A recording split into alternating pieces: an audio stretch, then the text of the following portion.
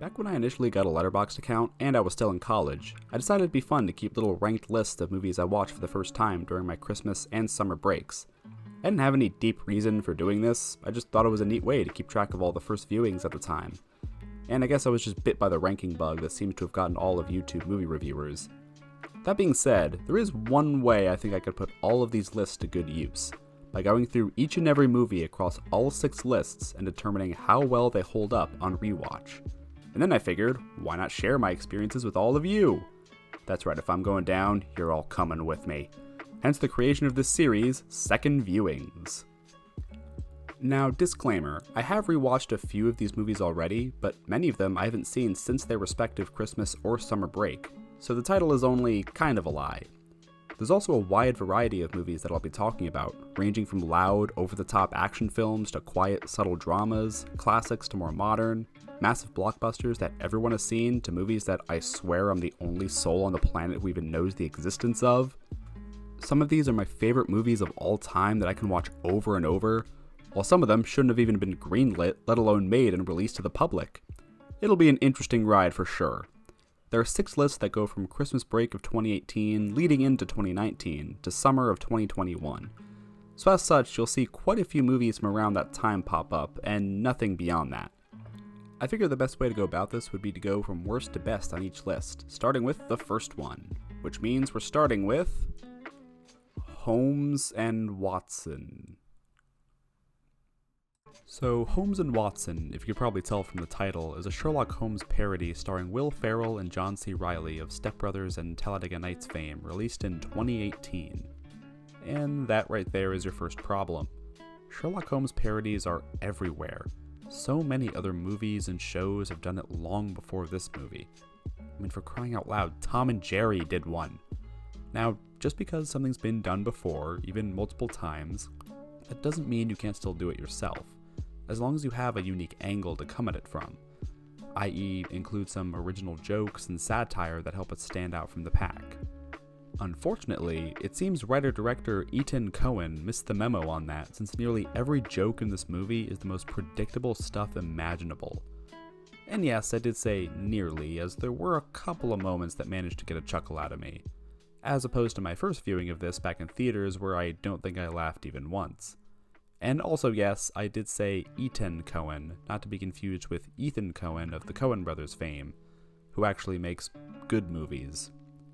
This Coen has done some writing and directing for a lot of TV shows and has directed one other movie called Get Hard. But with this movie, not only is he directing, but he has a solo writing credit, meaning this is his pure, unfiltered vision. Despite that, however, this still somehow feels like the most corporate, studio-interfered, unoriginal slop I've ever seen. They pull some of the cringiest, laziest kinds of jokes you could imagine in a movie like this. One of the worst offenders of this is the using of modern sayings in a time period where they weren't around in. And that's the whole joke, which, again, a lot of parody movies do, but this one doesn't even attempt to try anything new or interesting with it. I swear, I'm not making this up. There's a scene where Holmes and Watson try to take a selfie with the Queen of England, making duck faces and everything. Get it? Because they didn't know what selfies or duck faces were back then. That's the joke. So, I actually have a huge soft spot for some of those early 2000s Will Ferrell comedies like Anchorman and Talladega Nights. I grew up in that era and would quote those movies all the time with my brothers. There's been a bit of a backlash towards Ferrell and his style of humor, which I totally get. He can be very loud and constantly act like a man-child, which is definitely not a lot of people's cup of tea.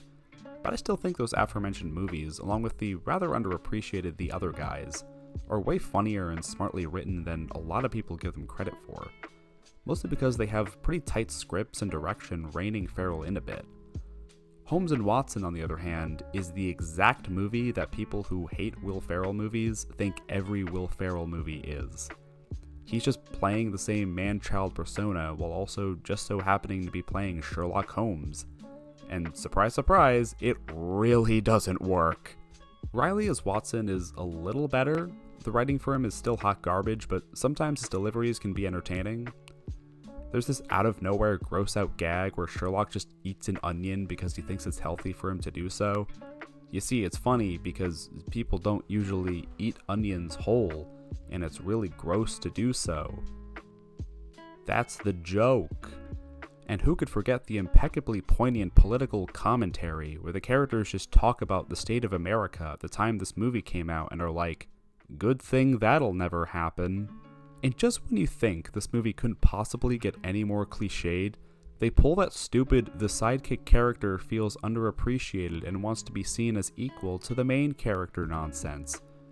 They straight up just pulled the Barnacle Man thing from that one episode of SpongeBob. Actually, they did this exact same thing in Talladega Nights too, another Farrell Riley joint, so it's not even original by their movie standards. So yeah, as you could probably guess, this movie is about as bad as it was when I first saw it in theaters back in 2018. But to be totally fair, there were a couple of cute background visual gags that got a chuckle out of me. In particular, they go to this gym where there's a cycle class using Victorian-era bikes. There's also this musical number that comes out of nowhere that was pretty fun, honestly. The song is actually decently written and performed. Again, it managed to get a couple of decent chuckles out of me, so I guess in that sense, it's ever so slightly better than the last time I watched it. I guess a couple of chuckles is better than none at all, but make no mistake, it's still very bad. I think because I enjoy some of Farrell's earlier movies and don't think they're as brainless as people say, movies like this upset me more because it just further taints their reputation for people who've already written them off, making them believe that they're all like this. Well, thank you all for joining me on my first installment of Second Viewings. I hope you enjoyed it. All of the lists on my letterbox will be in the description so you'll know what to expect for the rest of the series. And tune in next time where I talk about a superhero movie that, if I remember correctly, will probably be way funnier than this. That's all for now. Take care.